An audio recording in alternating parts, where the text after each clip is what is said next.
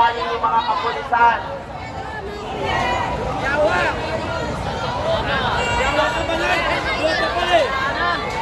Mga kapatid na kapulisan, kamusta naman kayo dyan? Okay pa ba kayo? Huwag kayo mag-alala, hindi kami manggugulo. Nais lang namin iparating ang ating hinahin sa ating presidente, umod ng magnanakaw at napakaubod ng bangag na presidente. At walang iba kung hindi si Marcos.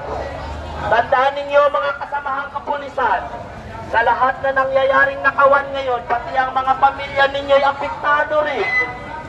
Kaya dapat ay mag-isip-isip na rin.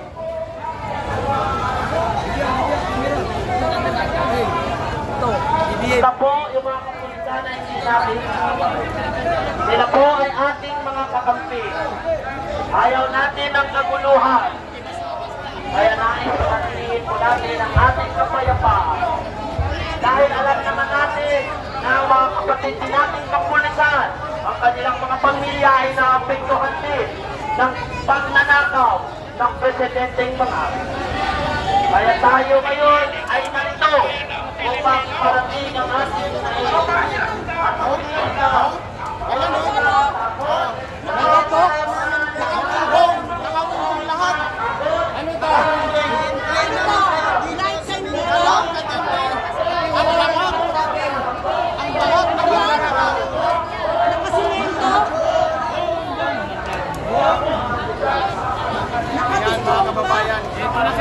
bangag, no?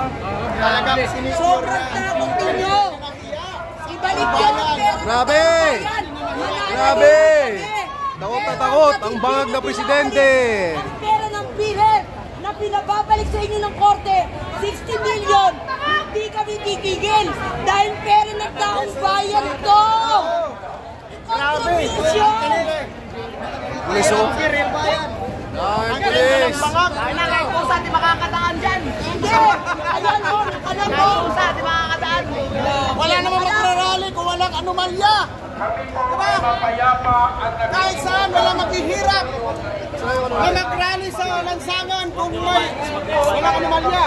Hindi, wala. Pagnawayin ng polis si John Vic lang! Ayan o! Nakatoks pa! Nakakaya naman. Opo, nakakaya po sa ating bayani. Opo, sila po ang mag-uwis ng buhay para sa bayan. So ano ang pinapakita nyo bilang mga kasundaluhan namin at mga pulis namin? Kaduwagan. Kaduwagan po ang tawag niya. Kami po ang gagawa, aarestuin po namin ng mapayapa ang mga drug addict, pamilyang drug addict at magnanakaw dyan sa loob ng palasyo. Yun lamang po. Walang gulo, hindi namin. Okay, magandang hapon po mga kasama. Hindi naman namin kailangan makipag. Natawagan ko ng pansin ang ating kasamahan na si Kuya Placido para buksan ang formal nating programa dito sa harapan ng malapit sa Mindiola. Dahil hindi tayo nakapasok dahil may harang. Dahil takot silang sugurin ang tunay na magnanakaw sa kaban ng bayan. Kaya Kuya Placido, nasaan ka na? Buksan mo, ikaw ang formal na magbukas ng ating programa ngayon.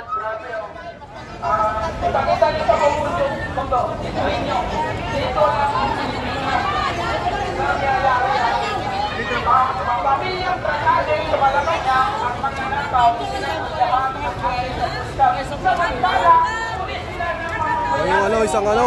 yung isang mic para hindi sabay-sabay. Magandang hapon mga kababayan! Nandito na ba mga maisok? Ano ang sigaw ng taong bayan? Marcos resign!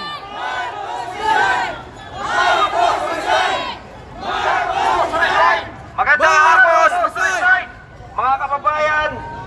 Magandang hapon mga kapatid nating kapulisan!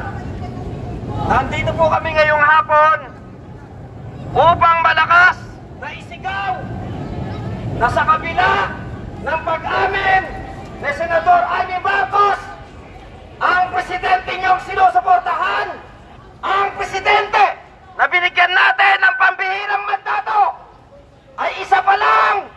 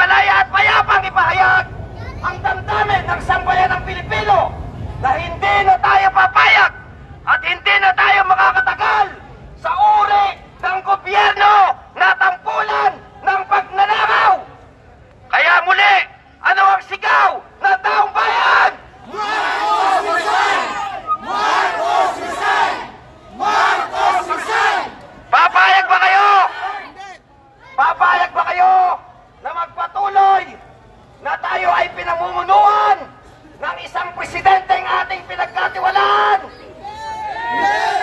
na isang adik at isang ulirang magnanakaw. Ano muli ang sigaw ng sambayan ng Pilipino? Marcos resign! Marcos resign! Marcos resign! Mga kapatid po natin kapulisan, amin lamang pong ginagawa ang naaayon sa aming karapatan sa ilalim ng ating konstitusyon na tayo ay malayang magpahayag. At nagpapasalamat po kami na nasa kabila po ng mga barikadang iyan ay nandyan kayo upang magpanatili ng kaayusan at katahimikan sa pagdiriwang ngayon ng kaarawan ng ating totoo at tunay na bayani, God Andres Bonifacio.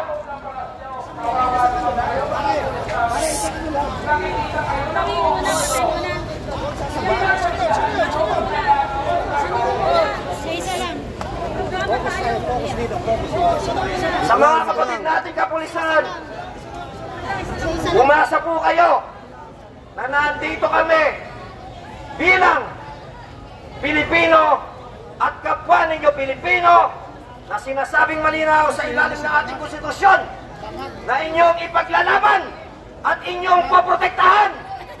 Kaya hindi katulad ng ibang mga grupo, umasa po kayo na bilang mga totoong Pilipino na gumagalang at nagmamahal sa ating konstitusyon, kami ngayon ay nandito upang manawagan. At gayon na rin, baka sakaling haplusin ang inyong puso ng sigaw ng taong bayan na hirap na, galit na dito sa ating magnanakaw na presidente. Naniniwala kami na ginagampanan nyo lamang ang inyong mga trabaho at tungkulin. At gayon din kami bilang mamamayang Pilipino ay ginagampanan din po namin ang pagsunod sa konstitusyon at ganun na din ang pagpuprotekta sa karapatan ng mga Pilipino dahil ang aming buwis na ating pinagpapagura pare-pareho ay ninanakaw ng mga demonyong nandyan sa Malacanang. Kaya pakinggan ninyo, galit na galit ang sigaw ng sambayan ng Pilipino sa presidenteng ito. Ano ang sigaw ng taong bayan? Marcos resign! Marcos resign! Marcos resign! Marcos resign! At kaya naman ay nais po nating tawagan ang pansin upang makapagbigay ng kanilang salubin ang iba't ibang mga sektor na nandirito ngayon sa pangunguna ng mga sektor ng manggagawang Pilipino. Ganun na rin sa mga sektor ng senior citizen, kabataan, urban poor sector, at iba't iba pang mga kasama natin na payapang nagnanais na ipahatid ang nagkakaisang damdamin na galit ng taong bayan na hindi na tayo papayag na tayo ay pamunuan pa ng adik at magnanakaw na presidente.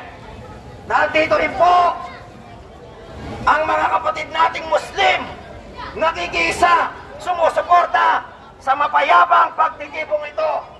Kaya't ngayon pa lamang mga kapatid na kapulisan, nagpapasalamat kami sa ibinigay po ninyong oras na kami ay bantayan at nawa ay huwag pasukan ng kaguluhan at huwag tayong mahaluan ng mga manggugulo ngayong hapon na to.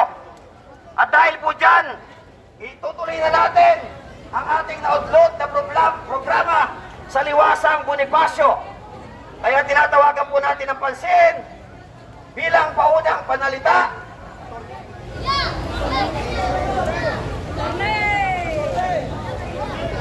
mula sa manggagawa. Palakpakan po natin si Ginoong Jose Jesse Olivera.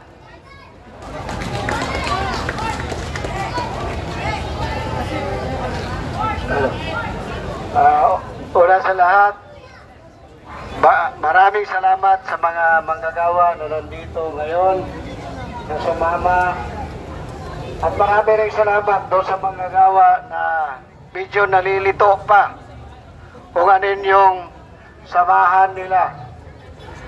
At dito naman sa ating mga kapulisan Marami rin salamat sa inyong lahat sa pagpatupad ng kaayusan sa rally ngayong araw na ito, kung saan ito ay kaarawan sa ating magiting na manggagawa ni si Andres Bonifacio.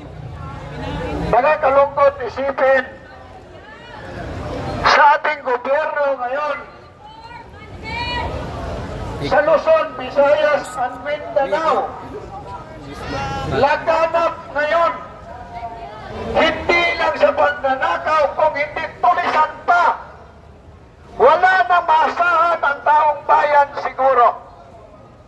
Kami, mga driver at konduktor, araw-araw na biktima sa karsada.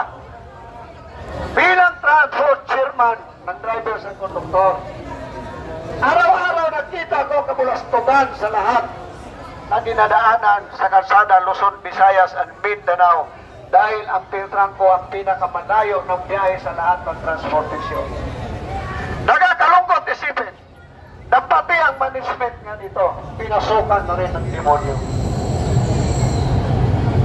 Tayo, manggagawa, tayo dapat ang nirerespeto nitong mga hayop na itong mga politiko. Bakit ganyo?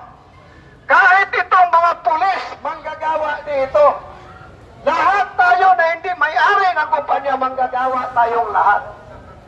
Kahit abogado pa yan, manggagawa rin yan dahil yan ay nagservisyo doon sa manggagawa para ipagtanggol ang karapatan ng manggagawa. Tayo naman, kahit itong mga taga-media, manggagawa rin ito. Manggagawa ang tagapaghatid ng balita sa magandang balita o masamang balita sa ating bansa. Tayo ngayon, humaharap sa matinding krisis sa ating bansa. Una, ilan ba ang manggagawa na pupunta na sa ibang bansa para na lang doon mabuhay? Dapat dito sa bansang Pilipinas, nandito lahat ang maraming hanap buhay. Pero ninanakaw, tinutulis nitong ating mga politiko, mga inayupak na ito. Puntahan ninyo ang probinsya ninyo. Hindi lang pira natin ang ninanakaw. Pati ang kayamanan ng ating mga kalupaan, ninanakaw na rin. Magtatayo ko niya rin ng building, pero pag makuha na ang mineral doon, nawawala na. Sino nakikinabang? Mag-invite pa daw tayo kasi may mga nagmamahit sa papupunta. Ang politiko at tayuhan. Mag-invite pa daw tayo. Hindi tayo mga mahihirap. Bayan natin pupunta rito. Bakit ba tayo naghihirap? Ilan ang mining sa buong bansa natin? Meron pa nagmamahit sa ngayon. Alam niyo ba kung magkano ang porsyento sa gobyerno sa bawat mining sa bansa natin? Na naubos lang ninanakaw nito mga putang ina mga politiko na ito. Tapos ngayon magkuhugas kamay na kana mo si Poncio Pilato. Ang gagaling magsalita. Ang gagaling magpapublish doon sa media. Ang gagaling magsalita ng mga vlogger na ito daw, mabuting tao. Mabuting magnanakaw pala ito. Bakit ganyan? Hindi niyo ba alam na lahat tayo ninanakawan na? Hindi pa nakarating sa atin ang mga sweldo natin. Bawas na sa tax na nilulustay nilang lahat. Pero hanggang ngayon sa katagalan ng investigasyon sa Senado, sa Kongreso, ang mga maliliit pa lang, sap-sap pa lang ang nakukulong. Yung mga nakukulong na mga DPWH, hindi naman siguro ganun tayo kabubo. Accessories lang yan. Dahil itong mga pulis, alam nila yan. Accessories lang o crime yan. Bakit? Ginamit lang yan. Ang problema lang itong mga taong to, nagpagamit din. Nagpagamit din kapit sa patalim para din kumita ng paldo-paldo, pero hindi nila alam pagdating ng dulo, sila lang ang makukulong. Ligtas ang kanilang amo. Yun ang nangyayari ngayon. Himay-himayin natin to ng todo. Bakit? Sinasabi na malinis daw ang budget natin noong 2025. Sino ba ang nag-umpisa para ang budget mahimay-himay? Galing yan doon sa presidente natin bago dalhin doon sa Kongreso para himay-himayin at para magiging batas. Dalhin doon sa Kongreso bago sa Senado at para maisa batas. Pero hanggang ngayon, nanatili ito na walang saysay. At siguro, marami pang magsalita.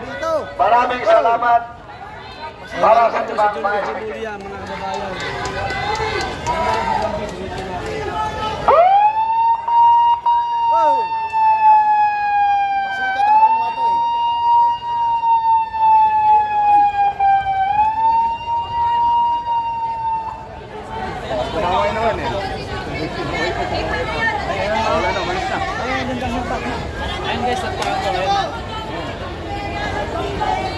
Okay, sir. Ang susunod po natin, tatawagan niyo Si John Vic Remulla. Ano? ay mula naman po sa sektor ng mga kababaihan. Oh. Si John Vic Remulla. Convict! Kamu John Vic. Convict Remulla! Oh.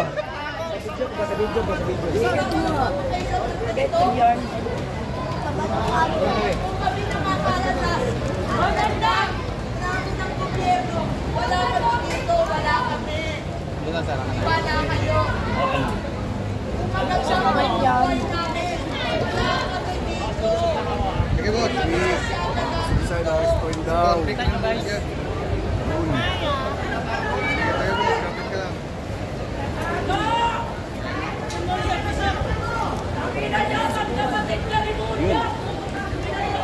Minumura si John Vic dito mga kabayan. Putang ina daw ng magkapatid na Remulla. Minumura po ng mga tao dito. Si Convict! Convict Remulla! Nagulat. Sino Pog? Sino? Convict Remulla! Sino? Sipka. Magandang hapon, mga kababayan! Magandang hapon, John Vic Remulla! Convict Maraming Remulla! salamat sa pagpunta! Maraming salamat! Lumayas si John Vic, lumayas. Nakakita ko in person ng taong napakasama. Ako po si Amor Patrio, and I am representing the women of the Philippines. Ako po ay isang rape survivor ng isang drug addict. Kagaya ng pinoprotektahan nyo dyan sa Malacanang. Tinatanong po ang ating mga kapulisan, paano nyo makakasin protektahan ang isang drug addict na leader? Siya at ang mga kagaya niya kung bakit may isang ato at may libo-libo at milyon-milyong ato na nagsasuffer sa after effects ng psychological trauma na dulot ng mga drug addict, mga lulong sa droga. Bakit nyo hinahayaan na maging pugad ng mga magnanakaw at mga drug addict ang palasyo na para sana sa tambayan ng mga Pilipino? Iniwanan ko ang isang tanong sa inyo, hanggang kailan kayo susunod sa utos ng isang drug addict na leader? Drug addict! May silbi at may valyo ang paninindigan at pagsisilbi nyo kung ang sinusunod nyo ay demonyo, magnanakaw at long-term drug user.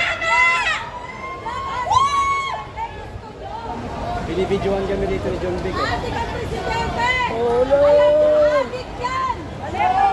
Ay, president na. Natin ko yan.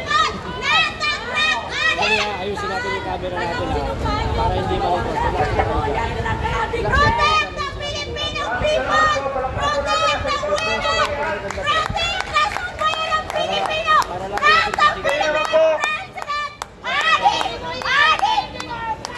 ngayon naman, bigyan po natin ang pagkakataon ng mga magsalita at bigyan ng pahayag. Mula sa ating mga kapatid na Muslim, inatawagan po natin si Professor Tony Palong. Lapakan po natin. Desperado mo, Bobong! Umabot ka ng batas!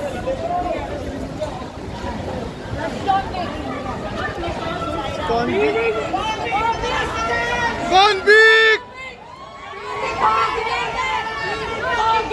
Convict Rimulya!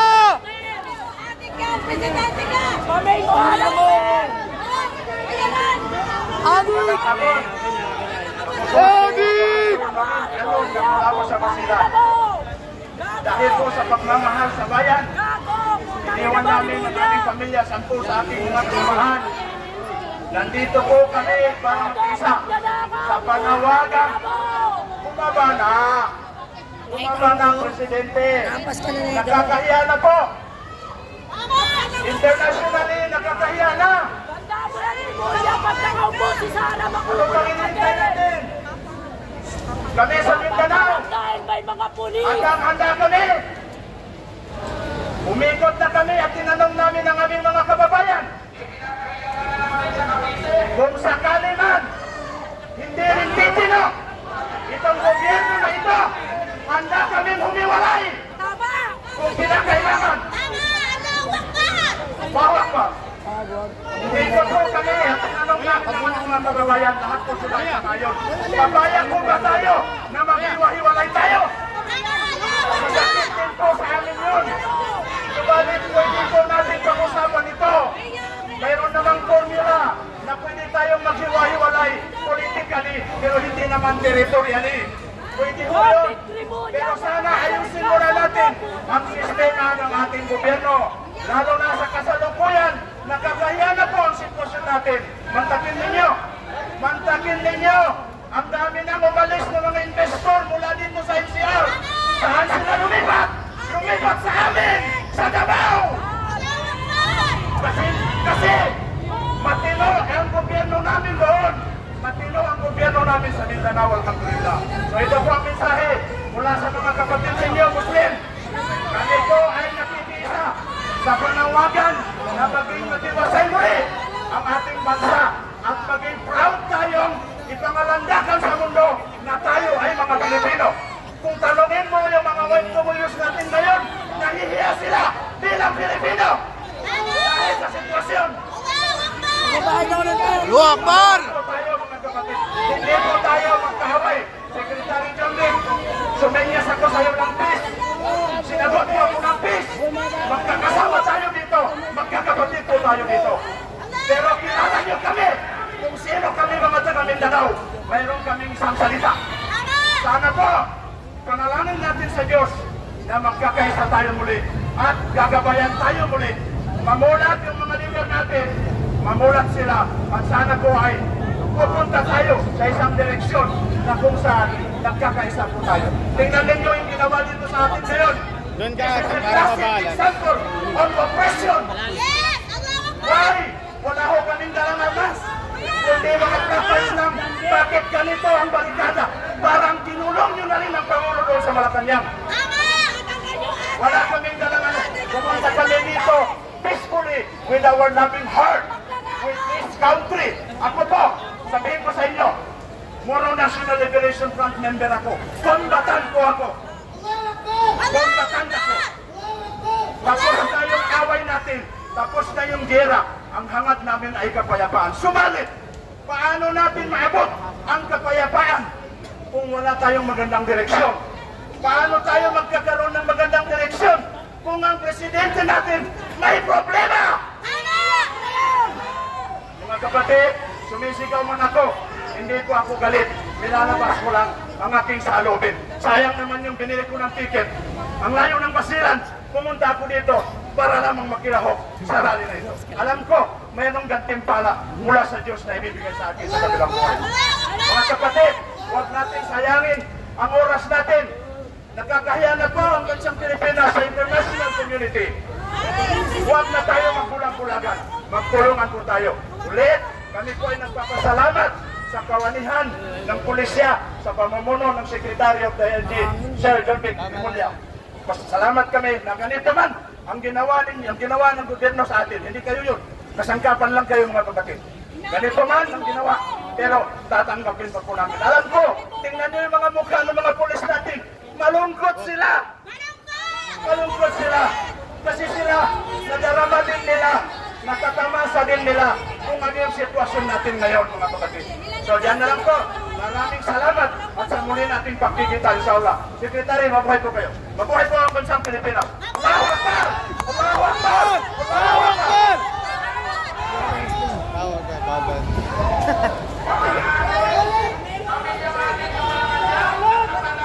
Salamat po. At mula naman sa sektor ng kabataan mula sa Bulacan, pinatawagan po natin Ginoong Alken Asuncion. Alken. Kaya yan, kaya.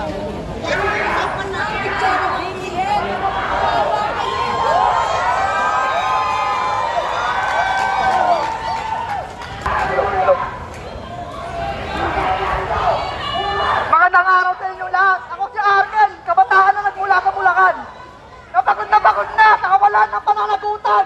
Pagod na sa paulit-ulit na mga abuso at pangyarihan. At pagod na sa sistema nila pinoprotektahan. Ang ilan kaysa sa sambayan ng Pilipino. Sa araw na ito, hindi lang ako narito bilang isang individual. Narito ako bilang tinig ng maraming Bulakenyo. Na nagkakakat ng tunay na pagbabago. Isang bansang nag-aalisan, katarungan at katamatan ng pamamahala. Matagal na natin nataksiyan ang paulit-ulit na panloloko. Ang pagbaluktot sa katotohanan at ang pagmamaliit na kapangyarihan ng taong bayan. At ngayon, narito tayo, sabay-sabay natin tayo na tama na. Sapat na! Hindi na natin kayang manahimik habang ang kinabukasan natin sa batahanan nilanakaw ng korupsyon. Kapabayaan at maling pamamalakan. Hindi kayang ikimin ang galit at pagkadikpala habang patuloy na pinapahina ang maling desisyon ang lakas.